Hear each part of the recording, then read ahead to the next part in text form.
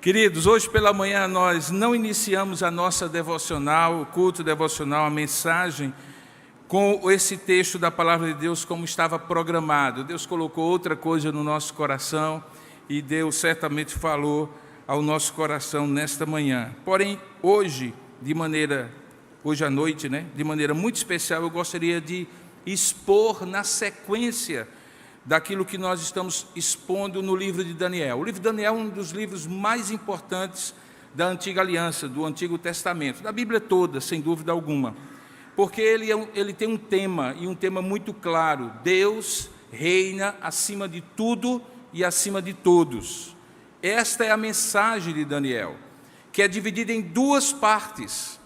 Na primeira, do capítulo 1 ao capítulo 6, que nós vamos encerrar hoje, Daniel conta uma série de relatos, e nesses relatos ele está diretamente envolvido. Alguns deles são contados na primeira pessoa do singular, é Daniel que está contando, e que, portanto, fazem parte desta temática, Deus demonstrando, através do testemunho do próprio profeta Daniel, que ele é aquele que reina sobre tudo e sobre todos. Interessante que Daniel não está contando esses relatos na sua casa, no conforto da sua casa em Jerusalém. Como você deve saber, Daniel e uma leva muito grande de judeus foram levados cativos por volta do século 7 a.C. para a Babilônia. Daniel está escrevendo a sua profecia no exílio, no lugar de tormento para eles, afastados do templo do Senhor, onde não podiam mais adorar, templo esse que foi destruído, assim como as muralhas de Jerusalém. E apesar disso, entra rei, sai rei, entra império, sai império. Daniel vai contando as suas histórias e a temática é a mesma: Deus reina acima de tudo, Deus reina acima de todos. Ele conta várias histórias com Nabucodonosor, com o neto de Nabucodonosor, Belsazar, e agora ele vai contar uma história com um rei chamado Ciro, do grande império Medo-Persa, um dos maiores impérios da antiguidade, e que acontece depois daquele episódio. Lembra da última vez que eu ministrei em Daniel, em que Belsazar, o rei, sem nenhum temor a Deus, resolve pegar lá no depósito da tesouraria do Deus dos babilônicos os instrumentos, as taças, os utensílios roubados do templo naquela tomada de Jerusalém, e resolve servir vinho e bebidas fortes e fazer um grande banquete com mulheres, com prostituição, tentando demonstrar a estabilidade de um reino que já estava colapsando. Naquela noite, de maneira misteriosa, uma mão aparece, e aparece ali escrita na antiga língua dos caldeus uma frase que significava que o reino de Belsazar havia sido pesado na balança do juízo de Deus, e ele havia achado em falta, e portanto o reino lhe seria tirado. Naquela mesma noite, Ciro, deste império emergente, enorme, forte, poderoso, chamado Império Medo-Persa, invade a Babilônia. Belsazar morre naquela mesma noite, e agora o rei, que está de plantão naquele mesmo trono humano, é agora o grande rei Dario. E o rei Dario é mais um diante de quem Daniel agora vai dar um testemunho que demonstra que Deus reina sobre tudo e sobre todos, contando uma história que talvez seja o ápice da história de Daniel, aquela história que toda criança no departamento infantil conhece. Se você perguntar a uma criança qual foi a história do Davi, do rei Davi, que você lembra, ele vai dizer assim: quando ele venceu o gigante Golias. Se você perguntar a alguém qual foi a grande história de Moisés, ele vai dizer quando ele abriu o Mar Vermelho. E quando alguém pergunta qual foi a grande história de Daniel, foi quando ele estava na cova dos leões. E é justamente no meio da cova dos leões que Daniel dá o seu testemunho, que está registrado no capítulo 6, que é o testemunho de que Deus reina sobre todos e sobre tudo. Vamos abrir, portanto, a Bíblia do Senhor, a Palavra de Deus, capítulo 6, verso 1, a partir do verso primeiro da palavra do Senhor. Diz assim o texto que Daniel, inspirado por Deus, registra na Escritura Sagrada. Pareceu bem a Dario constituir sobre o reino a 120 sátrapas que estivessem por todo o reino, e sobre eles 3 presidentes, dos quais Daniel era um, aos quais esses sátrapas dessem conta para que o rei não sofresse dano. Então o mesmo Daniel se distinguiu desses presidentes e sátrapas, porque nele havia um espírito excelente, e o rei pensava em estabelecer Daniel sobre todo o reino. Então os presidentes e os sátrapas procuravam ocasião para acusar Daniel a respeito do reino, mas não puderam achá-la, nem culpa alguma, porque ele era fiel e não se achava nele nenhum erro nem culpa. Disseram, pois, estes homens: nunca acharemos coisa ou ocasião alguma para acusar a este Daniel, se não a procurarmos contra ele na lei do seu Deus. Que Deus abençoe a sua palavra lida. Continue com a Bíblia aberta, porque nós iremos prosseguir mencionando a Escritura Sagrada. Curva a sua cabeça nesse instante e peça a Deus a sua bênção. Ó Deus amado e querido Pai, nós louvamos e bendizemos o Teu nome, porque Tu és um Deus bom, que nos convoca no Teu dia, dia do Senhor, para estarmos aqui e Te adorar como povo do Senhor, povo da aliança. Agradecemos pelo privilégio que é estar na Tua presença e Te oferecer culto, mas também pelo privilégio de agora abrir a Tua palavra, que por si só é poderosa para já ir falando ao nosso coração somente enquanto a lemos. Mas agora, na exposição desta palavra, ajuda-nos pelo Teu Espírito a compreender a mensagem que o Senhor tem para cada um de nós, razão porque nos trouxe aqui para falar ao nosso coração. Por isso, ó Deus, abre o nosso coração, dilata o nosso coração, expande a nossa alma para absorver como terra revolvida essa semente abençoada da Tua palavra, e que ela produza frutos de confiança em Ti e de obediência a Ti. É assim que nós te oramos, em nome e para a glória do nosso Senhor e do nosso Salvador Jesus Cristo. Amém. Numa época em que o imperador não precisava liberar emendas do orçamento para conseguir apoio, porque não era uma democracia, nem tampouco havia o toma lá da cá dos dias atuais em muitos lugares do mundo, a primeira medida de Ciro foi dividir o seu reino em cerca de 120 regiões administrativas. Isso está em conformidade com todos os achados arqueológicos e históricos que demonstram que, diferentemente de outros impérios, o Império Medo-Persa era um império caracterizado por uma grande tolerância às culturas de cada região, que governava muito mais com a ideia de que a coalizão de interesses de cada região iria fazê-la permanecer unida debaixo do rei que a governava, no caso aqui, Dario, em nome do rei Ciro, que era o rei persa da ocasião. Por isso, a primeira atitude que ele faz é dividir aquele antigo império neobabilônico da época áurea de Nabucodonosor em 120 regiões.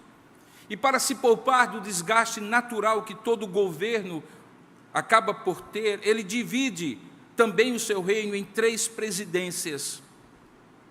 O texto grego da Septuaginta, quando traduz o Antigo Testamento para o grego, o Antigo Testamento em hebraico, usa a palavra 3 archers, que significa 3 poderosos, acima daqueles que estavam debaixo deles, os 120 sátrapas. Sátrapas são governadores regionais, de modo que a estrutura do governo ficou mais ou menos assim: 120 que governavam cada um na sua região, e supervisionando todo o reino, 3 presidentes, dos quais um era Daniel.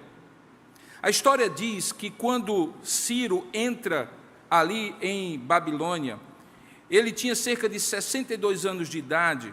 Isso foi no início do ano de outubro, do mês de outubro daquele ano.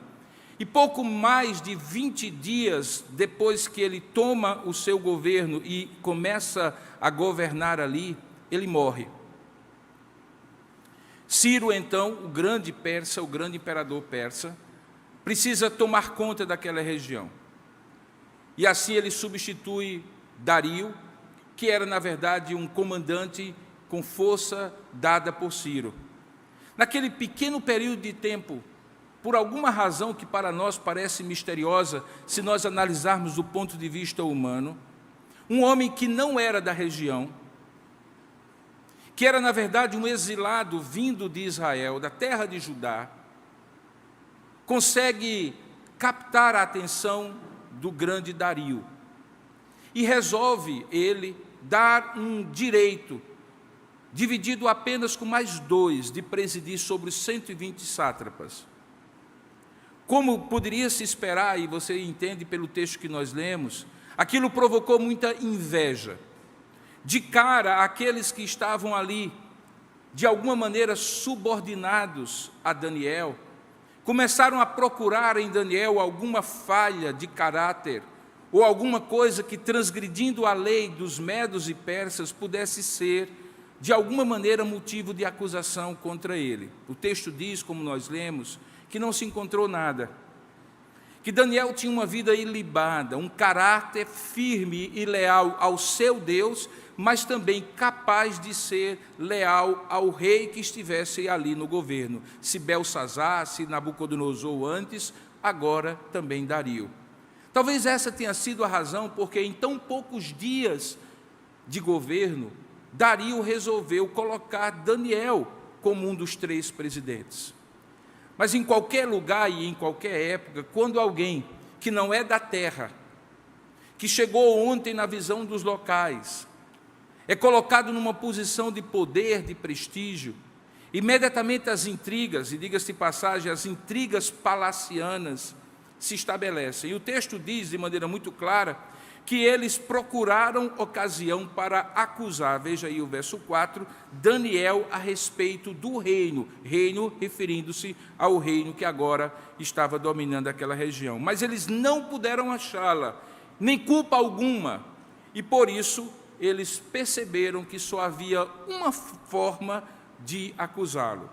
E aqui está no versículo 5, com o qual nós parcialmente lemos o texto do capítulo 6. Diz que esses homens, então, disseram uns para os outros: nunca acharemos ocasião alguma para acusar a esse Daniel, se não a procurarmos contra ele na lei do seu Deus. Como eles poderiam achar na lei de Deus ocasião para acusar Daniel, se Daniel havia sido achado por eles mesmos fiel, leal ao reino, e como eles mesmos sabiam, também à crença ao único Deus verdadeiro, Jeová? Como colocar essas 2 fidelidades, essas 2 lealdades em conflito? Eles acharam uma forma em como fazer isso, e eu convido você a continuar a leitura a partir do verso 6.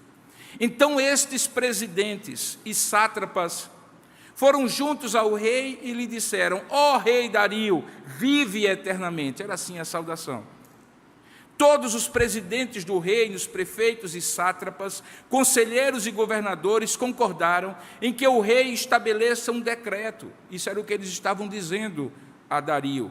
E faça firme a proibição, o interdito, de que todo homem que por espaço de 30 dias fizer petição a qualquer Deus ou a qualquer homem, e não a ti, ó rei, seja lançado na cova dos leões. Eles criaram, portanto, uma lei que tinha aparência de legalidade, e era legal, mas que tinha uma clara ilegitimidade, e que não era compatível com a cultura do Império Medo-Persa. Daí porque teria uma validade curta de 30 dias. Era uma lei de exceção, que proibia aquilo que os medo-persas tradicionalmente toleravam, que em cada região que eles dominavam no seu grande império, a religião do local ou de cada pessoa fosse tolerada. Nós encontramos aqui uma experiência muito antiga de uma quebra do direito à crença e à religião. E eles fazem isso dando uma aparência legal, mas claramente aquela lei era moralmente ilegítima. Por isso, teria uma duração de apenas 30 dias. Essa lei tinha um objeto em particular a quem atingir, e era Daniel. Porque eles sabiam, por entender que Daniel era íntegro na sua crença a Deus, que haveria imediatamente, quando a lei fosse promulgada, uma incompatibilidade entre a crença de Daniel e a obediência a Deus e ao seu reino eterno, e aquela lei que ele havia agora sido submetido como cidadão e principalmente como um dos 3 presidentes daquele reino. O texto continua dizendo que por esta causa, verso 8, agora, pois, ó rei, sanciona o interdito e assina a escritura para que não seja mudada, segundo a lei dos medos e dos persas, que não se pode revogar. E por esta causa o rei Dario assinou a escritura e o interdito. Verso 10 diz que a reação de Daniel foi, no mínimo, inusitada, mas certamente não inesperada. Porque diz que Daniel, quando soube que a escritura estava assinada e a lei vigia naquela ocasião, entrou em sua casa e em cima no seu quarto, onde havia janelas abertas ao lado ou para o lado de Jerusalém, 3 vezes por dia, se punha de joelhos e orava, e dava graças diante do seu Deus. E veja a última frase, como costumava fazer. Não era uma afronta específica de Daniel a uma nova lei, mas era simplesmente a repetição do costume religioso e da crença de Daniel, que por 3 vezes ao dia interrompia todas as coisas que estivesse fazendo, voltava-se para Jerusalém e orava ao seu Deus. Diz o texto que aqueles homens foram então juntos, no verso 11, e tendo achado a Daniel a orar e a suplicar no seu ambiente privado, na sua casa, fazendo o seu culto individual, sem contrariar nada nem ninguém na sua crença, nem nas suas religiões que houvesse, quando eles entraram e viram Daniel desta maneira, aqueles homens, achando Daniel a orar e a suplicar diante do seu Deus, voltaram e se apresentaram, verso 12, ao rei, e a respeito do interdito real lhe disseram, ó rei, tu não assinaste, isso é coisa exatamente que fofoqueiro gosta de fazer, não assinaste o interdito, que por espaço de 30 dias, todo homem que fizesse petição a qualquer Deus, ou a qualquer homem, não a ti, ó rei, fosse lançado na cova dos leões? A resposta era óbvia, e o rei disse, essa palavra é certa, e isso está decidido, porque na lei dos medos e persas é prego batido e ponta virada. É a versão nordestina de que na lei dos medos e persas nada pode se revogar. No verso 3, eles então lançam a acusação. Então responderam ao rei, dizendo o seguinte, esse Daniel, e veja a xenofobia que estava implícita na expressão que eles usam, a fobia, a aversão ao estrangeiro, diz que não é esse o Daniel que dos exilados de Judá não faz caso de ti, ó rei, nem do interdito que assinaste, antes 3 vezes por dia faz a sua oração. E ali estava posta a situação. Nós temos então um rei novo no trono, que conhece por poucos dias Daniel, sabe da sua integridade simplesmente naqueles poucos momentos que conviveu com aquele homem, talvez assessorado pelos sábios que disseram e contaram a história daquele homem como um homem fiel e leal aos reis, Nabucodonosor, Belsazar e tantos outros, que confia naquele homem, mas que é levado a um erro de julgamento, por aqueles presidentes e sátrapas e promulga uma lei legal, desculpe a redundância, mas ilegítima, e que contrariava toda a cultura do Império Medo-Persa, contra a própria cultura de Dario, e que fazia com que aquele homem, e só aquele homem, de maneira singularizada, no meio de uma população de milhares de pessoas, se tornasse o alvo de uma perseguição religiosa específica, movida pela inveja daqueles homens e pelo medo que a pessoa de Daniel, prestigiado como estava, pudesse representar para eles. É nesse contexto que toda a história a partir daí se desenrola, para demonstrar uma única tese, a mesma do capítulo 1 ao capítulo 5, que Deus é o que reina sobre tudo e sobre todos.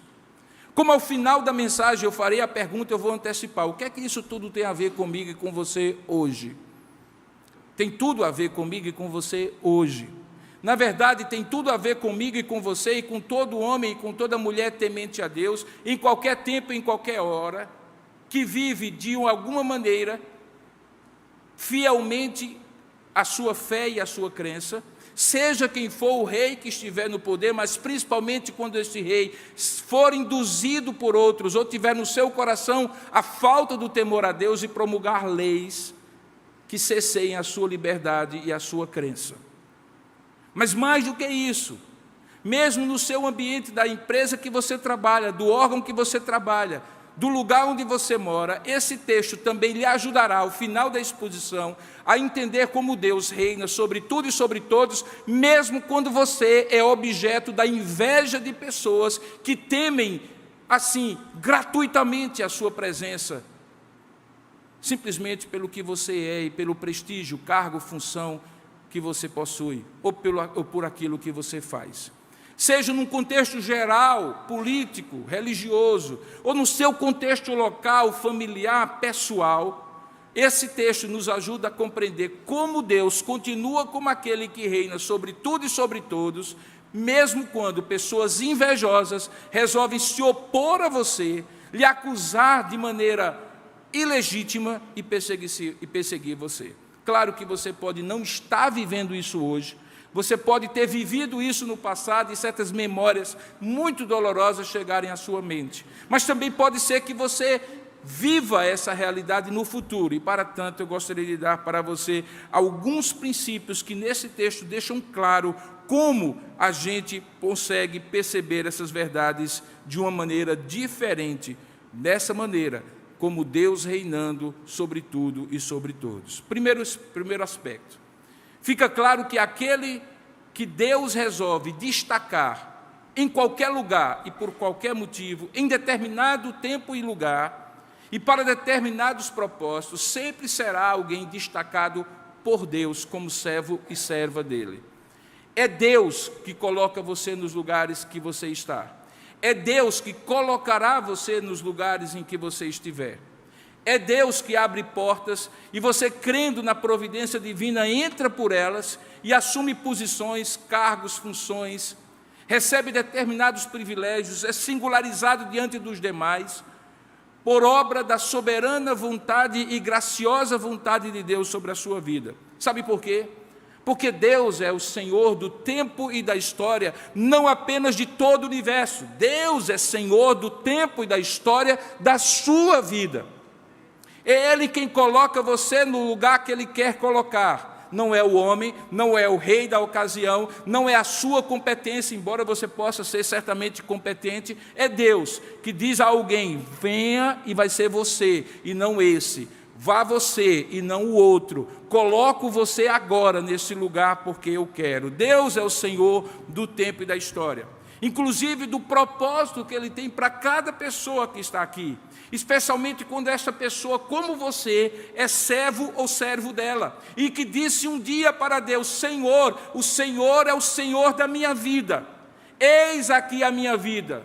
Envia-me a mim. Eu estou à tua disposição. E Deus, então, no seu propósito santo, coloca você fazendo aquilo que Ele quer que você faça, e, portanto, você está porque Deus quer que você esteja. Daniel entendeu isso logo cedo. No capítulo 2, no versículo 20, se você abrir a sua Bíblia e pesquisar, Daniel já faz uma oração muito famosa, quando ele louva a Deus pela interpretação daquele sonho de Nabucodonosor, sempre daquele sonho, que Nabucodonosor nem lembrava o que tinha sonhado, e perguntou aos magos e feiticeiros da sua corte, para que eles dessem a interpretação, e eles, de maneira muito natural, disseram, então conta o sonho, e Nabucodonosor disse, eu me lembro, eu quero é que vocês lembrem do sonho que eu tive e ainda interpretem.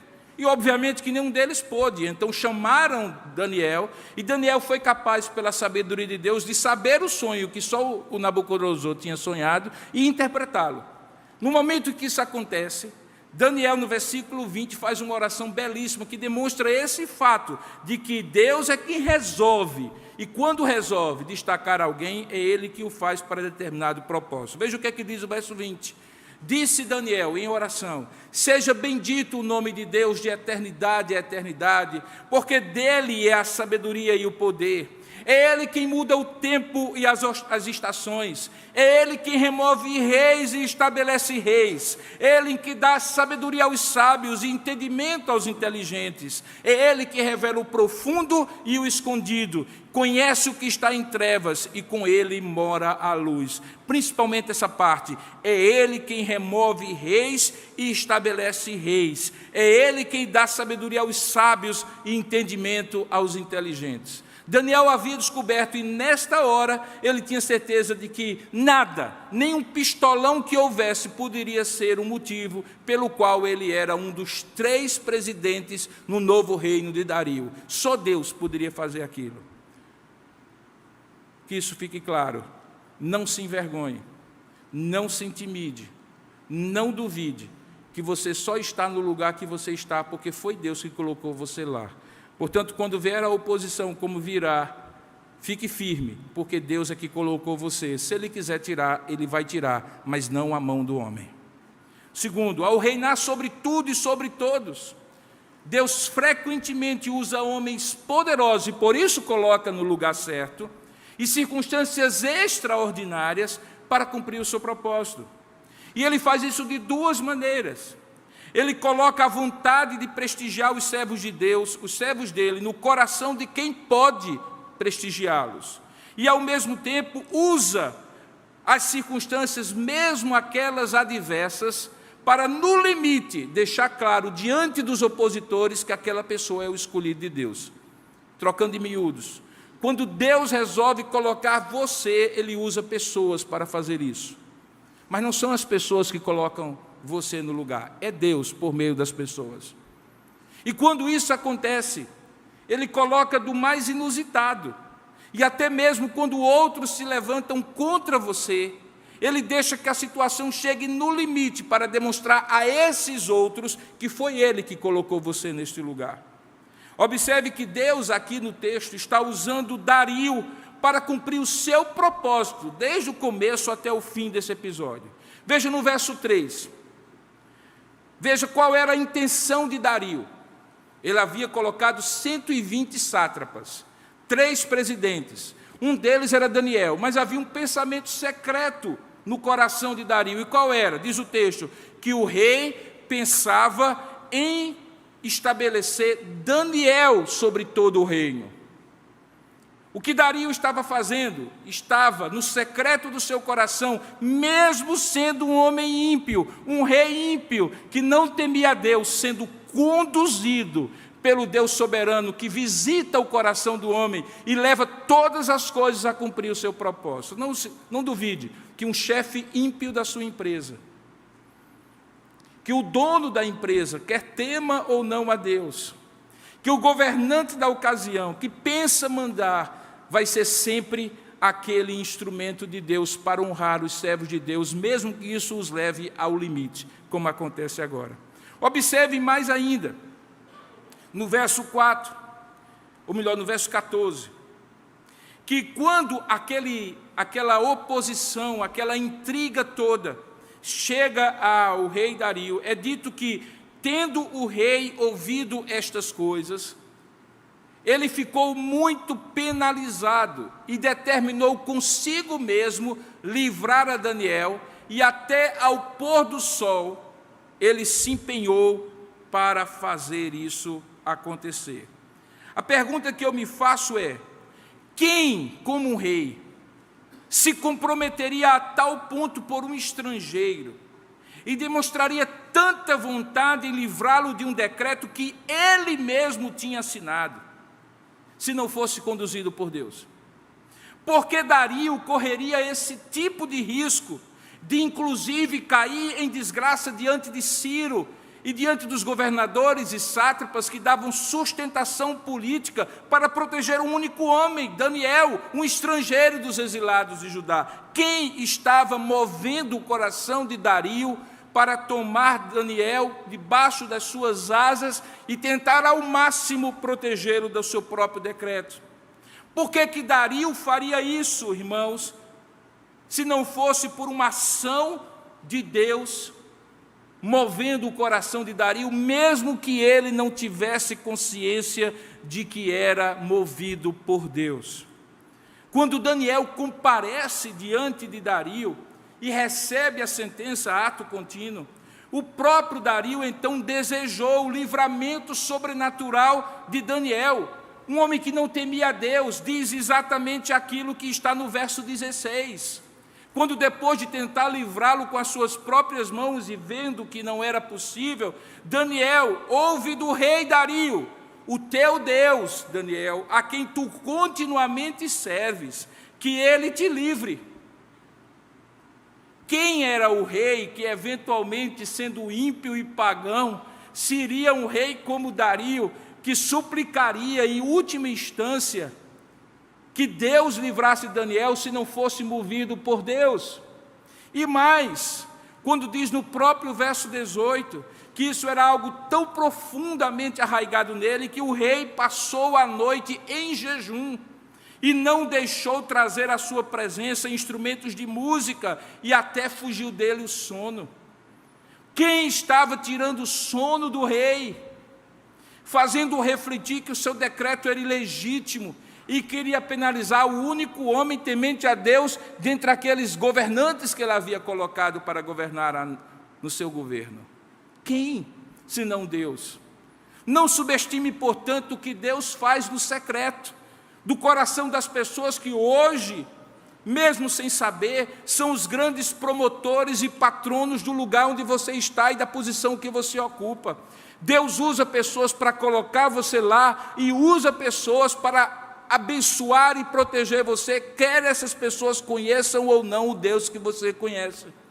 Por quê? Porque Deus é o Deus que reina sobre tudo e sobre todos, acima da inveja, da oposição e da perseguição dos homens ímpios e cruéis que levantaram a mão contra Daniel, assim como levantam a mão contra você. Em tudo isso, por quê? Por quê Dario chega ao extremo? Tal era esse agir de Deus no coração, nos bastidores do coração de Dario, que quando chega no verso 19 e 20, depois daquela noite insone, pela manhã, ao romper do dia, levantou-se o rei, diz o texto, e foi com pressa à cova dos leões, onde Daniel havia sido jogado, e chegando-se ele à cova, como se estivesse clamando pela vida, pela sobrevivência sobrenatural de um amigo, de um parente, ele diz, chamando por Daniel com voz triste: Daniel, servo do Deus vivo, será o acaso que o teu Deus, a quem tu continuamente serves, tenha podido livrar-te dos leões? E ao ouvir a resposta de Daniel, verso 23, demonstrando que ele estava vivo, veja o que o texto diz daquele homem. Diz que o rei se alegrou sobremaneira e mandou tirar Daniel da cova, e assim foi tirado Daniel da cova dos leões. Quem estava agindo no coração daquele rei, irmãos? Deus. Não subestime, portanto, o que Deus pode estar fazendo no coração das pessoas que você nem conhece e que pouco conhecem você. Mas se Deus mexer no coração delas, elas vão ser as pessoas que vão manter você onde você estiver, para cumprir o propósito que Deus tem para você. O mesmo propósito que fez Deus usar outras pessoas, o próprio rei no caso, mas na sua vida outras pessoas, para colocar você onde você está. Não subestime isso. Não são os inimigos de Daniel que controlam a história, o tempo, não é o próprio Daniel, e nem é os inimigos do rei Dario que controlam o tempo, e nem mesmo o próprio rei Dario que controla o tempo e a história. É Deus.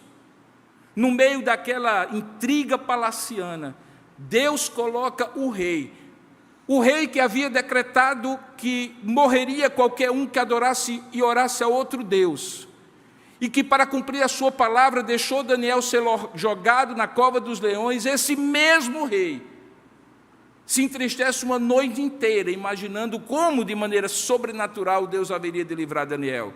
E pela manhã cedo vai lá com a angústia e a ansiedade de ver Daniel vivo, e ao vê-lo se alegra sobremaneira e imediatamente diz: algo sobrenatural aconteceu. Nesse caso, o interdito está suspenso, tira-o da cova. Quem é que faz isso, senão Deus, que move os corações dos homens, mesmo quando você não percebe? Mais do que isso, Deus usa até mesmo quando as circunstâncias adversas chegam no limite e você perde toda a esperança, para demonstrar que a vontade dele vai prevalecer. Eu fico sempre pensando o seguinte: se Deus ia fazer isso, e estava movendo o coração de Dario para fazer isso, não poderia Deus livrar o próprio Daniel de entrar na cova dos leões? Sim. É a mesma pergunta que me faço quando vejo o Salmo 23 dizer que Deus é o Deus que nos acompanha no vale da sombra da morte. Melhor seria que o vale nem houvesse, e nós não tivéssemos que passar por ele, nem Daniel por entrar na cova dos leões. Mas por que Deus deixa as situações e as circunstâncias chegarem no limite? Por que nós somos salvos e algumas vezes na peinha de nada? Por que todas as coisas até o último minuto, até a prorrogação do segundo tempo da decisão, estão contra você, e Deus miraculosamente, sem ajuda de VAR nenhum, faz com que o seu time ganhe? E o time é você, o propósito é dele, e o campeonato é dele, e você vai ser o campeão. Por quê? Porque Ele é o Senhor do tempo e da história, porque Ele é o Deus que reina sobre tudo e sobre todos, porque Ele é o Deus que deixa as circunstâncias chegarem ao seu limite, mas não lhe abandona, nem mesmo quando você está na cova dos leões, seja ela qual for. Essa história é para encorajar a fé de tantos que depois olham para Daniel e conseguem ver em Daniel, como eles, alguém que foi posto numa condição excepcional, e que Deus preserva no limite, usando homens que nem o temiam. O terceiro aspecto dessa história é que, se por um lado, quando você é colocado, é Deus que coloca, que se por outro lado, Deus usa pessoas para lhe colocar no lugar em que você está e lhe preservar, até levando as situações ao limite, tão certo como tudo isso é verdade, fique certo de uma coisa: todas as vezes, todas as vezes, que Deus tem um propósito de fazer um servo ou uma serva dele prosperar e ser prestigiado em qualquer campo da vida, haverá todas as vezes, inveja, oposição e perseguição contra esse servo de Deus, contra essa serva de Deus. E, paradoxalmente, algumas vezes, vindo até mesmo de outros servos de Deus, levados por motivos carnais e fazendo fogo amigo contra aquele servo de Deus que foi colocado ali para tentar derrubá-lo. Então, a despeito de quem você seja, de onde você estiver, em qualquer época que Deus singularizar alguém e disser assim: você vai cumprir essa missão, e você vai ser essa pessoa a quem eu vou prestigiar diante dos olhos de todos, haverá inveja, haverá oposição, haverá perseguição, com você, com Daniel e com qualquer pessoa.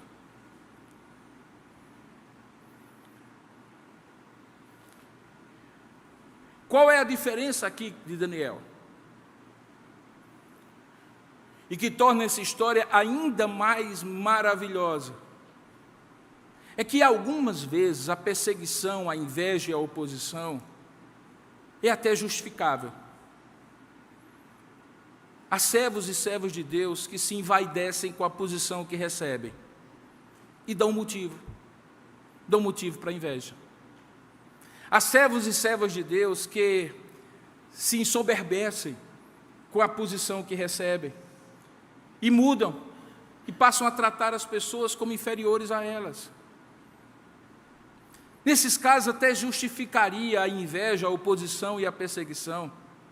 Pedro estabelece a diferença da perseguição em duas categorias: aquelas que nós, não dando motivos, somos perseguidos, e aquelas que damos motivos e somos perseguidos pelos males que cometemos.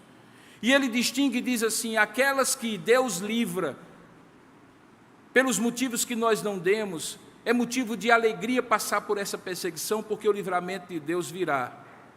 Mas aquelas que dão motivos, a disciplina de Deus virá sobre o servo e sobre a serva.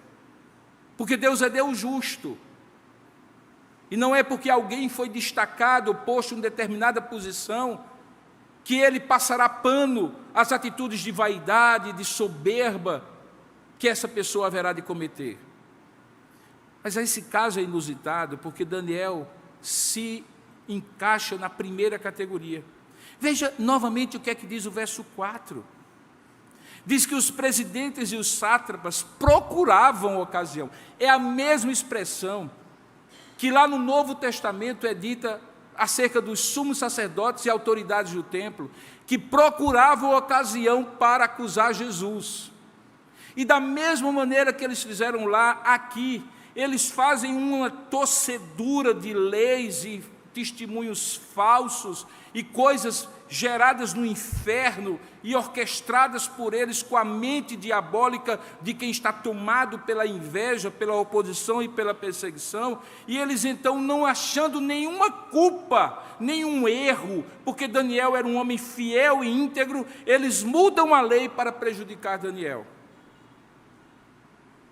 Apesar de dizerem: nunca acharemos coisa alguma para acusar a este Daniel, eles perpetram uma armadilha. Eles fazem algo que, se eles fizerem com você, dê glória a Deus. Se a inveja e a oposição contra você usar o mesmo estratagema, a mesma armadilha, dê glória a Deus. Porque o que é dito aqui, olha: nunca acharemos ocasião alguma para acusar a este Daniel, se não a procurarmos contra ele na lei do seu Deus. Em outras palavras, só tem um jeito de pegar esse homem: é fazê-lo ter que tomar uma decisão entre ser obediente à lei do seu Deus ou quebrar a lei dos homens. Veja como isso tem algo verdadeiro, implícito nessa frase. Esse homem é tão fiel, tão leal, que só tem um jeito de fazê-lo pecar contra a lei dos homens: é se ele tiver que optar pela lei de Deus. É exatamente o que acontece no capítulo 3 de Atos, quando o Sinédrio manda Pedro e João, que haviam acabado de curar aquele homem que era coxo de nascença na porta formosa do templo, pararem de falar do que havia acontecido. E eles dizem assim: como nós poderemos deixar de falar do que temos visto e ouvido que Deus tem feito? Convém mais obedecer a Deus do que aos homens. Todas as vezes que você for posto assim, dê glória a Deus. Significa que as pessoas estão olhando para você e dizendo assim: esse homem, essa mulher é tão fiel a Deus, que ele tiver que decidir entre ser infiel a Deus e locupletar-se aqui com essa trama, ele vai preferir ser fiel a Deus e sofrer as consequências de descumprir essa trama. E é isso que acontece. Sabe, irmãos, frequentemente nós percebemos que o que move pessoas a fazerem um mal a você é a inveja, é o medo do poder, no caso aqui que Daniel tinha e que poderia ter ainda mais. Mas o que foi que Daniel fez contra eles? Nada. Qual era o risco que eles corriam baseado no histórico de Daniel nos outros reinos? Nenhum. Mas isso é inveja, irmãos. Inveja não precisa de motivos para existir. Alguém já disse para você, para mim, e eu repito para você.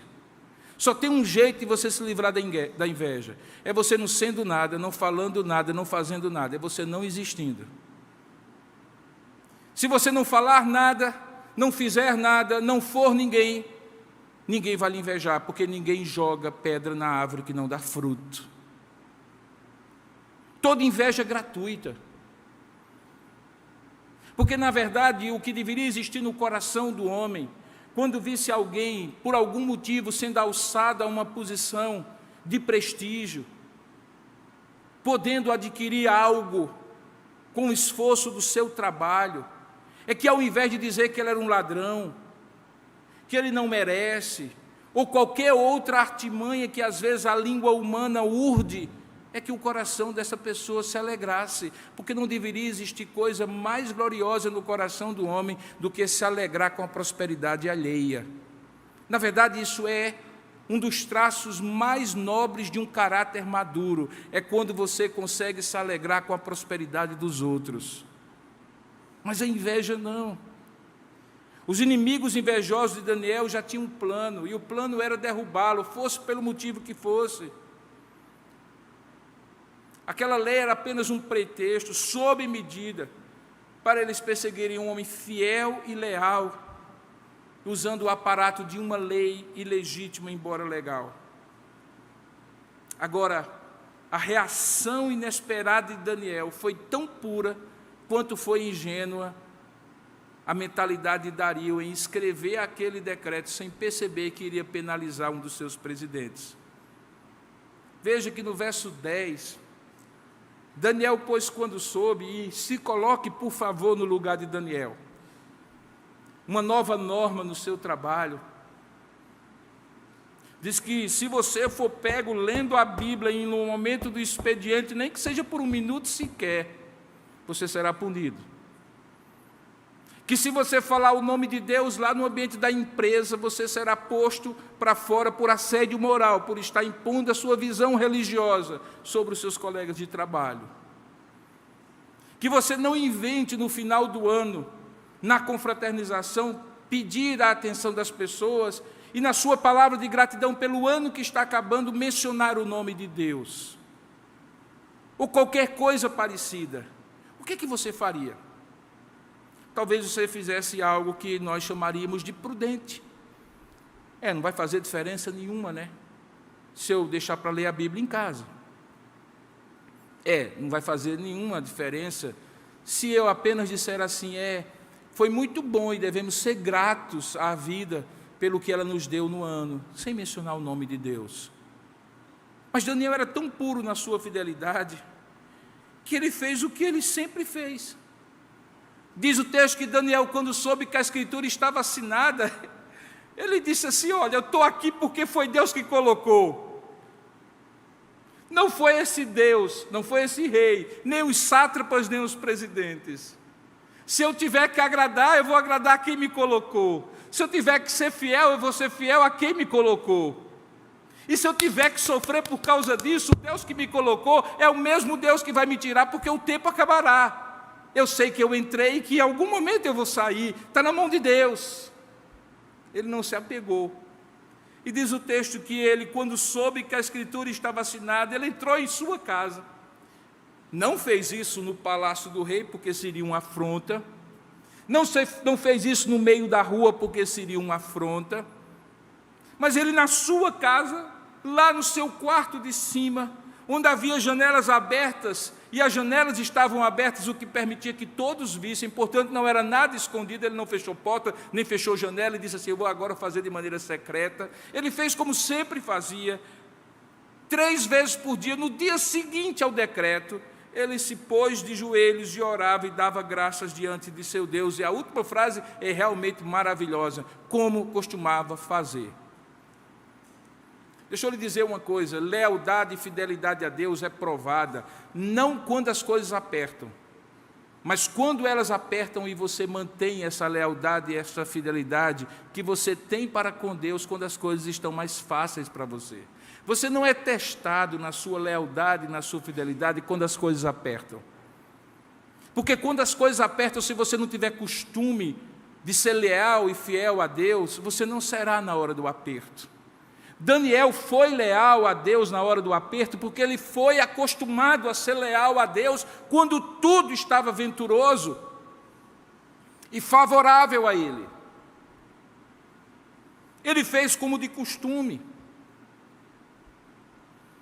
Daniel não estava propositadamente afrontando, mas Daniel sabia que teria consequências. No verso 11 a 13 que nós lemos, eles trazem a acusação. E Daniel é jogado na cova dos leões. O que ainda não lemos e que nós vamos ler agora é o final dessa história, que não necessariamente será sempre o final da história de homens e de mulheres de Deus que são perseguidos a ponto de serem jogados em covas de leões. É bom lembrar que milhares de cristãos morreram na boca dos leões no Coliseu Romano.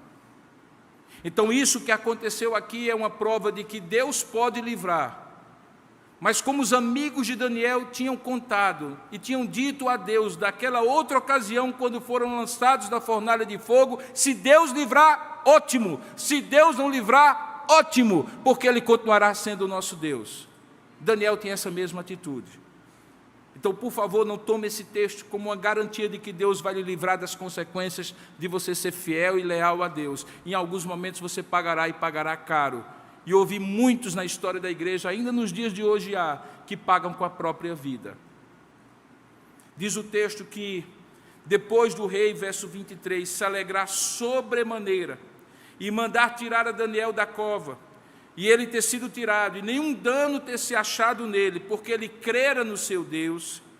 Diz o verso 24, que ordenou o rei, e foram trazidos aqueles homens que tinham acusado a Daniel, e foram eles, sim, lançados na cova dos leões. Eles, seus filhos e suas mulheres. Coitadas, as mulheres pagaram também o pato.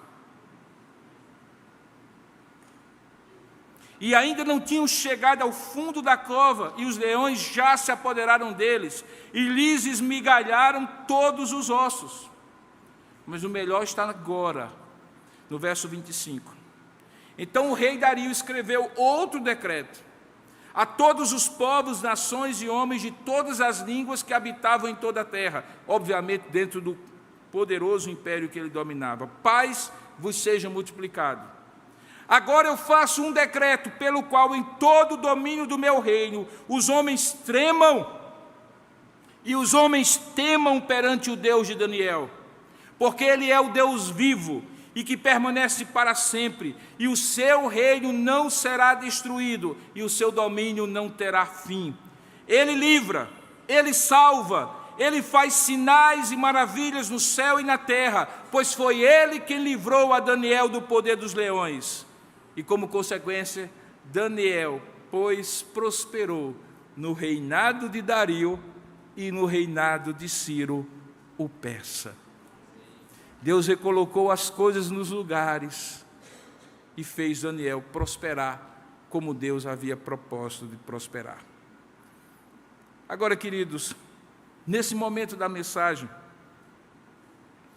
e já diante do risco de você dizer assim, e que eu já lhe adverti que não deveria pensar dessa maneira, que Deus vai livrá-lo sempre. O que é que você precisa talvez aprender com Daniel, como servo de Deus? O que fazer diante da inveja, da oposição e da perseguição daqueles que, de maneira ilusória, supostamente estão no controle e pensam que podem fazer tudo o que eles quiserem contra os servos de Deus, sem qualquer temor a Deus? Será que há alguma coisa que possa ser feita para não ser vítima da inveja, da oposição e da perseguição dos outros? Há maneiras de lutar contra isso? A primeira pergunta eu lhe respondo: não há nada que você faça que possa ser assim, indulto, salvo-conduto, melhor dizendo, para você não ser invejado. Como eu disse, é só você não falar nada, não fazer nada, não ser nada. Infelizmente, a inveja é a bile do coração humano. É o amargor daquele que deseja estar no lugar que você está, fazer o que você está fazendo e ser prestigiado como você está sendo prestigiado. Normalmente, ele se traveste de bajulação. Cuidado com os bajuladores. Normalmente, bajuladores são invejosos disfarçados.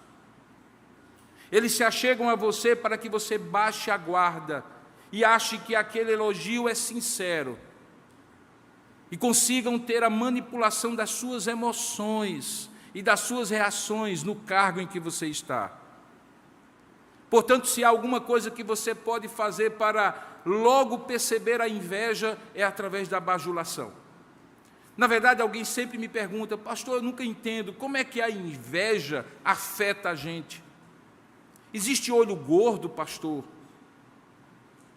E nós, como servos de Deus, sofremos do olho gordo, da inveja dos outros? Eu particularmente acredito, irmãos, piamente em meu coração, que mesmo que exista esse chamado olho gordo, essa inveja, que eventualmente faça alguém desejar o mal contra você, se Deus é por nós, quem será contra nós? Se ele invocar maldição sobre você, o Deus que lhe abençoou com toda sorte de ricas bênçãos espirituais das regiões celestiais, já lhe abençoou, e portanto, nada de Deus pode ser revogado, nem mesmo pelo inimigo de Deus. Isso não significa dizer que você não pode ser afetado pela inveja. E eis aqui a maneira como a inveja lhe afeta. É porque se por um lado o bajulador se aproxima para fazer você baixar a guarda, essa mesma língua da bajulação também é a língua da intriga,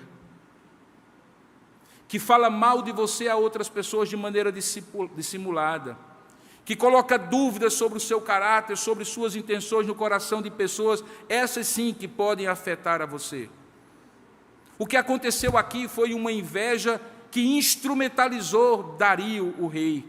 Existem invejas que instrumentalizam o chefe da sua repartição, o dono da sua empresa, o colega que senta ao seu lado, que de tanto ouvir de maneira dissimulada algo contra você, começa a ter atitudes diferentes com você.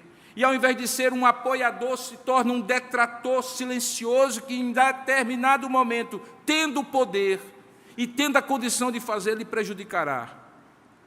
Portanto, a inveja é emitida pela palavra dissimulada, pela palavra detratora de pessoas a pessoas, e sendo estas últimas aquelas que podem lhe afetar.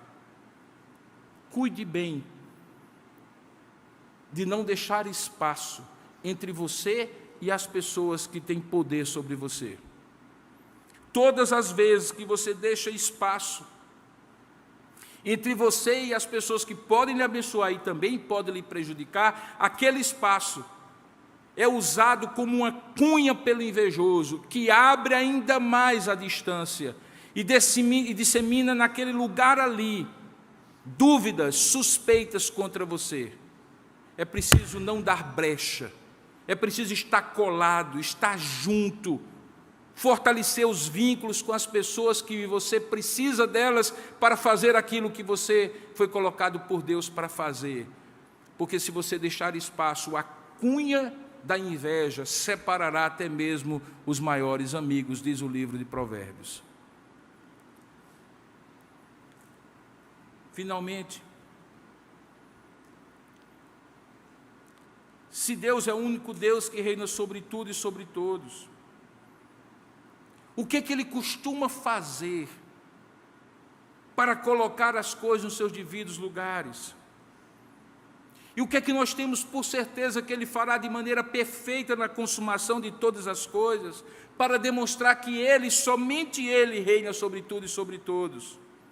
Especialmente quando pessoas ímpias têm a ilusão e a pretensão, a afronta a Deus, de querer sentar no trono de Deus e fazer o mal indiscriminadamente, inclusive contra servos de Deus. O que é que Deus faz aqui e agora? E o que é que Deus promete fazer no futuro? Aqui e agora, Deus frequentemente chama o feito à ordem. E às vezes Ele leva até o extremo para que você veja que na última hora será a mão de Deus que vai lhe livrar. Algumas vezes, sabe o que acontece? Você começa a ter oposição. Você identifica que a sua função, o seu lugar, a sua posição começa a balançar. E você então faz aquilo que o coração humano, carnal, normalmente faz. Você busca aliados. Então, se alguém fala mal de você e você identifica quem é a pessoa, você começa a falar mal da pessoa às outras. Você começa a engrossar as fileiras do seu time e você entra no jogo. Em outras palavras, o que você está dizendo basicamente é o seguinte: eu não creio e nem eu confio que o meu único aliado, que realmente eu preciso que esteja do meu lado, é Deus. Eu preciso juntar aliados. E aí, às vezes, Deus deixa que o caldo entorne. Os seus aliados não serão tão fortes como você imagina. Você não conseguirá manipular as circunstâncias como os outros manipularão. Ou então manipularão a força do comprometimento do seu caráter, ao custo de você deixar de ser quem você é, e se tornar alguém ímpio também, vingando-se do invejoso, e pagando mal como o próprio mal, e se tornando como eles. O que é um efeito deletério, terrível da inveja, é quando ele torna você alguém vingativo, que paga o mal com o mal. E às vezes Deus deixa tudo isso passar, a coisa correr, a maldade que os outros fazem com você e a maldade que você retribui aos outros. E em tudo isso você percebe que o jogo está correndo, e você talvez esteja ganhando em um momento, perdendo no outro, e Deus deixa a coisa correr, até que chega um ponto que você é jogado na cova dos leões. E aí não tem mais aliado, nem o próprio rei conseguiu lhe livrar. Ele no máximo chora ao pé da cama, pensando que poderia não ter decretado o decreto que decretou, mas já é tarde, você é quem está na cova dos leões. O que é que Deus faz? Deus fecha a boca dos leões, coisa que só Ele pode fazer. E você passa a noite inteira, eu fico imaginando a noite de Daniel, irmãos. Eu gosto muito das ilustrações das histórias infantis do departamento infantil. De vez em quando você dá uma olhadinha lá para você ver como é que as pessoas imaginaram aquela noite. Tem alguns que desenharam aquela noite, Daniel, impávido colosso, fortão, no meio dos leões, os leões magrinhos, coitados, com uma fome desgramada, mas todos afugentados, porque tem um halo de glória, de força ao redor de Daniel. Não sei se foi assim não, irmãos. Cada minuto que passava, Daniel orava e dizia assim: 1 minuto a mais, Senhor, que esses bichos fiquem quietos. Às vezes a gente romantiza a história, mas foi uma noite de confiança misturada com desespero, irmãos. Ele orava a Deus e ao mesmo tempo ficava olhando para o leão, um olho no peixe e um olho no gato. Ele ficava certamente em alguns momentos dizendo assim: será que Deus vai fazer a obra completa, ou só vai me dar um tempo para, quem sabe, eu glorificar o teu nome aqui no meio da história e todo mundo ouvir o teu nome sendo glorificado, mas no final o leão vai me comer de qualquer jeito. E passa 1 hora, e passa 2, e passa 3, e passa 4, os sentimentos contraditórios no coração de Daniel, até que a luz raia, um novo sol aparece, e ele é livrado. E aí ele percebe: rapaz, era muito melhor desde o começo, como de certo seria o melhor a fazer, que eu confiasse somente em Deus. E foi isso que ele fez. Não é necessariamente aquilo que nós fazemos. Quando Deus leva você ao limite, e todas as suas armas carnais não são suficientes para lhe proteger contra invejosos, opositores e perseguidores, você vai ter que aprender a lição, que no limite, só Deus reina sobre tudo e sobre todos. Só Deus livra o homem, só Deus estabelece reis, só Deus remove reis, só Deus dá emprego, só Deus tira emprego, só Deus dá promoção, só Deus tira promoção. Só Deus faz nos passar por tempos de provação, só Deus nos livra da provação. Só Deus, e só Deus, porque só Deus reina sobre tudo e sobre todos. Então, eis aqui algumas lições. Se Deus resolver destacar você de alguma forma, em determinado tempo e lugar, e para determinado propósito, dê glória a Deus. Pensa assim, Deus está lhe dando, não é um iPhone de última geração, Deus está lhe dando uma oportunidade de glorificar a Deus por intermédio do iPhone de última categoria ou preço. Se Deus lhe dá uma posição, é meio, não é fim em si mesmo. Se Deus lhe dá uma ordem para colocar você em determinado lugar, é meio, não é fim. Reconheça que é Ele quem fez, e não seus próprios méritos. Não se torne ensoberbecido, vaidoso. Não detrate as pessoas, não faça com que as pessoas se sintam inferiores a você, só porque você tem o cargo que você tem. Isso lhe ajudará a não dar lugar à vaidade, a permanecer humilde, sabendo que o homem não tem nada se do céu não lhe for dado. Deus prova os seus servos não pelos castigos que Ele dá, mas pelos privilégios e bênçãos que Ele lhe oferece, para testar o seu coração, para saber se ele é um coração humilde e simples, e não um coração orgulhoso e pretensioso. O problema, irmãos, não é ser rico, não é ser famoso, não é ser poderoso, se tudo, obviamente, for obtido com honestidade e vier das mãos graciosas de Deus. O problema é se você se tornar autossuficiente, orgulhoso e vaidoso por causa disso tudo, como se tudo isso tivesse sido feito por sua inteligência e competência.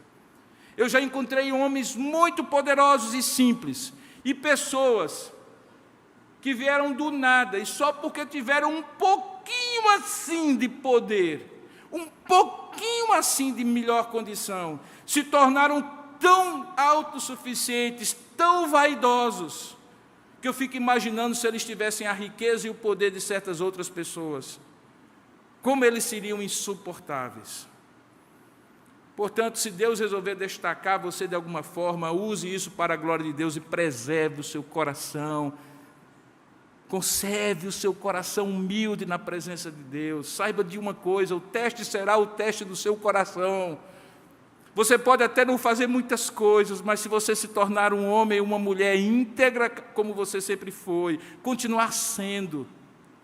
Se você se tornar fiel e continuar sendo. Se você continuar sendo humilde, sincero, tratando as pessoas com urbanidade, com nobreza, como se elas fossem superiores a você, o teste será vencido, porque Deus terá transformado o seu coração pelo privilégio que Ele deu a você. Aprenda também, em segundo lugar, a agradecer a Deus, não apenas ao próprio Deus, mas agradecer a Deus, agradecendo aos homens que Ele usou para lhe colocar onde você está, para que você cumpra os propósitos dEle em sua vida. Aprenda, portanto, irmãos, a identificar, reconhecer e honrar as pessoas que se deixaram usar por Deus como instrumentos na sua vida. Pior do que a vaidade e o orgulho é a ingratidão. É a ingratidão. A ingratidão é um veneno. Ninguém aguenta viver perto de pessoas vaidosas, orgulhosas e ingratas. Gente que não olha para trás e não lembra que não teria chegado onde chegou se não fosse fulano, cicrano e beltrano. E depois que chega, esquece dos degraus que Deus usou para você chegar onde chegou. Você subiu nos ombros de outros, que se deixaram ser ombros pelos quais você alcançou os lugares onde você está. A lealdade que Daniel teve aos reis. Preste bem atenção, a história desse homem, irmãos. A história desse homem é maravilhosa.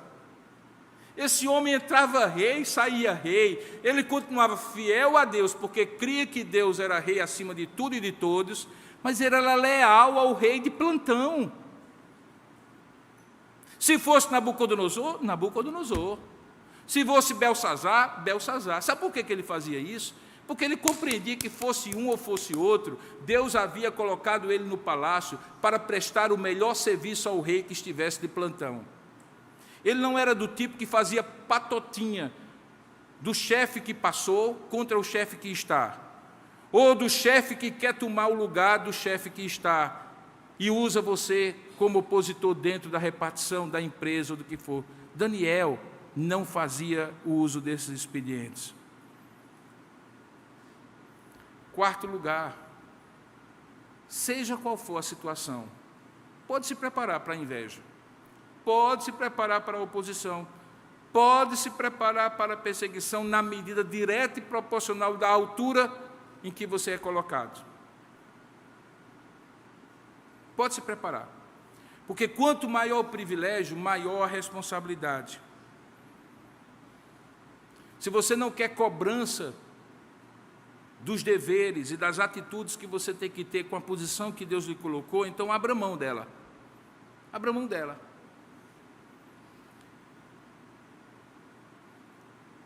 Não dê motivos, não dê brechas para lhe acusarem com qualquer coisa. Se todos podem fazer, você não pode. Você não pode. Não, mas todos fazem, mas você não. Mas todos se aproveitam, mas você não. Por que você não? Porque você não é você, meu camarada. Você é representante do Deus que Ele colocou lá. Você é o embaixador naquela empresa. Você é o embaixador naquela repartição. As pessoas devem olhar para você, e diz o texto da Sagrada Escritura, Jesus falando no Sermão da Montanha, olhar para você e ver as suas boas obras e glorificar ao Pai que está nos céus. Eu sempre imagino que às vezes Deus não coloca você ou eu ou qualquer um de nós em determinada posição, porque Ele sabe que nós não estamos preparados para essa posição, e a vergonha do seu nome será maior quanto maior for a posição que você estiver sem estar preparado para ela. Às vezes a gente não para pensar por que outro foi colocado e não eu. Porque Deus preparou o outro de maneira secreta no coração e no caráter dele. Porque nem sempre alguém é colocado na posição que você desejava pela competência dele, mas pelo propósito e pelo caráter que Deus forjou no interior do coração dele. Mas prepare-se, porque se você for colocado, você apanhará se não fizer nada de errado, apanhará se fizer alguma coisa errada. E se fizer certo, apanhará também, porque o povo sempre terá algum motivo para bater em você, seja você quem for, esteja você onde estiver. Agora, concluindo, enfim, a minha mensagem. Lembra que no início eu falei que a história de cada servo, de cada serva de Deus, tem um ápice que a gente logo se lembra. Lembra? Eu lembrei falando sobre Davi e Golias, Moisés e o Mar Vermelho, e aqui Daniel e a Cova dos Leões. Mas eu fico pensando no maior personagem de todos, o centro da história da redenção, que é Jesus. Qual foi o ápice da história dele? Quando foi que Deus demonstrou ser o Deus que reinava sobre tudo e sobre todos, inclusive na história do seu Filho encarnado? Sem dúvida alguma, foi naquele período de 3 dias entre a morte e a ressurreição. E as semelhanças estonteantes entre a história de Daniel e a história de Jesus. Jesus também foi falsamente acusado. Homens invejosos também colocaram armadilhas contra Jesus. Ordens de morte também foram decretadas contra Jesus, mas o desfecho foi diferente. Daniel foi livre ali naquele dia. Os acusadores foram punidos com a mesma sentença que estava decretada contra ele. E no final Deus demonstrou que reina sobre tudo e sobre todos. Mas Cristo não foi livre da morte, como Daniel foi. Observe que no caso de Daniel, sobre todos, Deus demonstrou de um dia para o outro, com uma noite no meio, que Ele reina sobre tudo e sobre todos. Mas no caso de Jesus, da mesma maneira como Dario não podia revogar o decreto, o Pai não podia decretar de maneira diferente de que toda alma que pecar essa será punida. A diferença era que Jesus era perfeito, era realmente íntegro, era realmente puro. Por que então ele morreu? Porque você é que deveria ter morrido no lugar dele. A grande história da redenção é que ele faz exatamente o contrário que fez com Daniel. Daniel, de certa maneira, é um tipo de Cristo no sentido inverso. Daniel é aquele que não é livre da morte. Daniel é livre da morte, Jesus é aquele que não é livre da morte. Por quê? Porque pela morte de Jesus você é quem teria vida. Ele é o nosso substituto.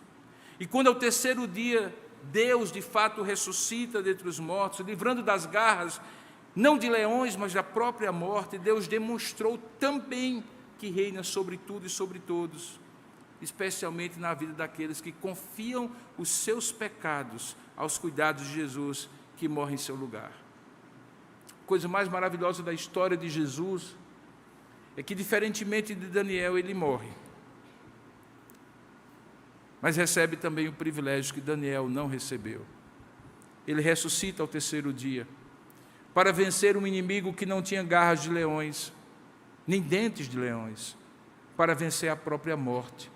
E quando ao terceiro dia ele ressuscita daquela tumba, ele garante a você e a mim que a morte já não tem poder sobre mim e sobre você. Por isso ele diz: eu sou a ressurreição e a vida. Quem crê em mim, ainda que esteja morto, viverá. Crês tu isto? Perceba que nem sempre nós somos livres da morte, mas nós temos certeza da ressurreição, algo que maravilhosamente Daniel nem precisou passar, mas passará um dia, quando na última trombeta da consumação final, do último dia, os mortos ressuscitarão primeiro, e junto com aqueles que estiverem vivos, encontrarão para um reino eterno, onde Deus será rei sobre tudo e sobre todos, sem nenhuma oposição de quem quer que seja, nem mesmo do grande usurpador. Nós estaremos com ele, reinaremos com ele, e perceberemos que esse rei é bom, além de ser todo poderoso, é gracioso, além de ser Deus todo justo, todo santo e todo puro. É um rei que reina sobre tudo e sobre todos. A partir da próxima exposição não haverá mais histórias, haverá profecias. Algumas delas que projetam o olhar do leitor, de Daniel, para o futuro, inclusive futuro nosso, coisas que ainda haverão de acontecer. E nós aprenderemos também nessas profecias que Deus está ensinando que reina sobre tudo e sobre todos. É como se Daniel, ali no meio da história, olhasse para trás e lembrasse das histórias que viveu. Lá, Deus reinou sobre tudo e sobre todos. Deus lhe dá visões e profecias. Ele olha para o futuro, e no futuro, Deus demonstra a Daniel que reina sobre tudo e sobre todos. Portanto, eu lhe convido a continuar acompanhando a exposição de Daniel, aprendendo essa verdade maravilhosa que transforma a vida de cada um de nós. Vamos orar nesse momento? Ó Deus amado, ajuda-nos a entender, compreender, crer, confiar e obedecer a essas verdades. Ajuda-nos a fazer isso, ó Deus, com a dimensão e a certeza de que o Senhor reina, não apenas na vida de Daniel, mas reina sobre tudo, sobre todos, na nossa própria vida. É assim que nós oramos, em nome e para a glória do Senhor Jesus. Amém.